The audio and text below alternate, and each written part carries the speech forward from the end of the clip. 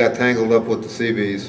Both my older brothers were in the reserve. And so when I was a junior in high school, when President Kennedy got shot in November of '63, I joined the reserves that weekend. 13 months later, I went active duty. In January 20th of 1965, I went from reserve to regular. I made 3 deployments with her. I went down to Cuba. Supposed to be for a 4.5-month deployment. We ended up getting extended for 4 months. Pack your stuff, boys, get your stuff together. You're going to Vietnam in 2 weeks. So they extended us. We had guys getting ready to come back to Davisville, Rhode Island for advance party. We had guys getting ready to come back to Norfolk, Virginia for discharge. They came back. The guys that were going to get discharged got a year involuntary extension. We came back I came back early, and then I picked up the battalion again in Camp Lejeune, North Carolina, and went through 3 weeks of 4-week military training, and learned a lot, listened to a lot of what the Marine instructors told us, because these guys had been there, you know, so I mean, they knew what they were talking about. So we went out, we did the rifle range and all that. We went out and camped out, and we listened, we paid attention. The Marines couldn't get through our lines because we took and tied our empty C-rack cans and stuff onto the concertina wire around our little compound. And the only way they could get to us was they flew over the top of us in a Chinook helicopter with sandwich bags full of flour and dropped them on us. That's the only way they could get through our lines, because, like I said, we listened, we paid attention. So we come back from June, went back up to Davisville.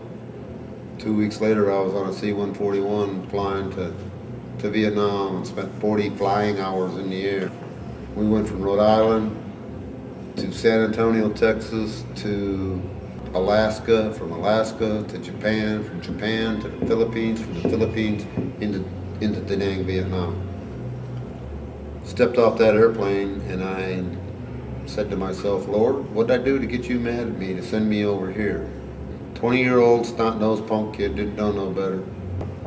So we got over there, and of course now we got into a man haul, which is nothing but a glorified bus being pulled by a tractor, semi-tractor. We call them cattle cars because it looks like a cattle car.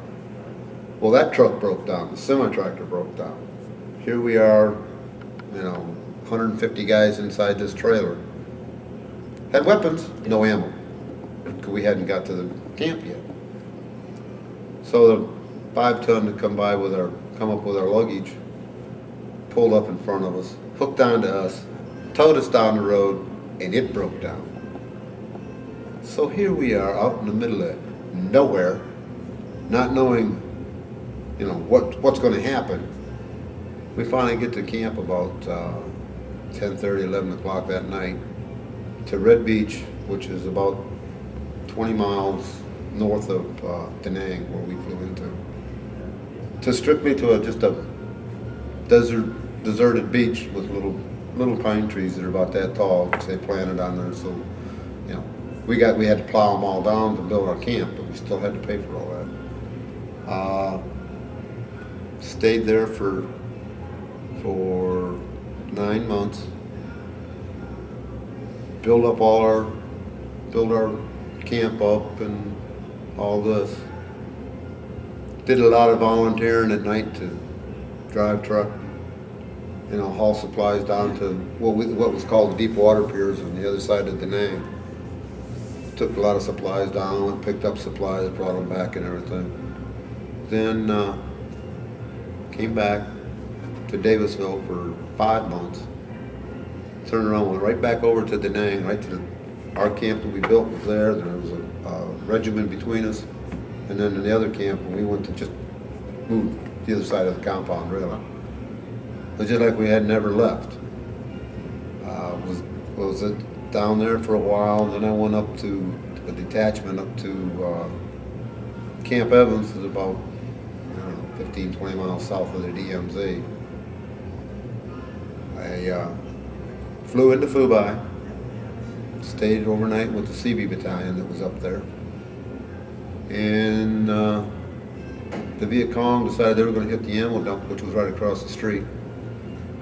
So they hit the siren to man the lines. Well, the battalion I was staying with was actually two battalions. A battalion coming in, a battalion going out. And there was three of us in this one foxhole. One of them was the old battalion that was going out. The other one was the new guy coming. And two of us had that poor kid scared to death. Scared to death. They come around and issued us gas masks. They come around and issued us C-rats. All this stuff. And we're like, oh man, we're in for a long haul. So somebody come around and asked us which battalions we were from and everything. He looked at the one guy and he says, well, look, whatever battalion he was in, and the other kid was the new one. He looked at me and I said, well, I'm from MCB-1 out of Da Nang. He said, oh, hell, you've been here before. You, come with me. I mean, he knew that we had this poor kid scared to death. You could tell it just by looking at him. So that went, we cleared the line. Next morning I got up and caught a convoy from Phu up to Camp Evans. Stayed up there for about 4 months. I went up there as a mechanic. I went up to repair my trucks and stuff. CO come up to check on how his detachments were doing and stuff. Come up and was talking to me. Well, I didn't salute him. I did not salute him. And I had my hat squared away and I rendered other courtesies to him, but I did not salute him. After he left, the OIC, as an officer in charge of the det, come up and said, just went all over me. Chewed me up one side and down the other because I didn't salute the captain. So I looked at him and I said, sir, I like Commander Gates as our commanding officer. I want to keep Commander Gates as our commanding officer. I says, somewhere down the line, he might be a distant shirt-tail relation to me because my grandmother's name was Gates. And I says, and besides that, somewhere in the back of this archive up here, I vaguely remember somebody saying, if you want to see an officer shot, salute him in combat. And I says, I believe this would be classified as a combat zone, sir. I said, but on the other hand, if you want me to salute you every time I see you, I will, sir. But you better hope there's not a sniper in a tree with a scope trained on you or me, because when I salute you and you return mine, you're dead. I won't be. You will be, sir. He turned around and walked away. So shortly after that, I decided to go back to the main body in Da Nang. But while I was up there also, we had the only generator in the particular area of Evans that we were in. Well, we were supplying power to the Marine outfit that was just down the hill from us. Power for the chow hall, power for their freezers, power for the transportation tent so they could use popcorn, movies, and stuff like this. Well, I was a third-class petty officer at the time. I was sitting in where the NCO and staff NCO were supposed to sit, and this E5, E6, E7, whatever he was, come up to me and just started in on me. And an E7 transportation sergeant come out and he asked this guy, he says, what's going on? This guy's not a commissioner, he's not an NCO. He needs to sit down there with the rest of the troops. Guy looked at him and he says, do you want to have a cold beer tonight? Do you want to have hot popcorn tonight? Best of all, do you want to have chow in the morning, hot chow in the morning? Yeah.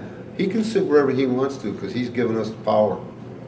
They got a generator up there, and he says he can sit wherever he wants to.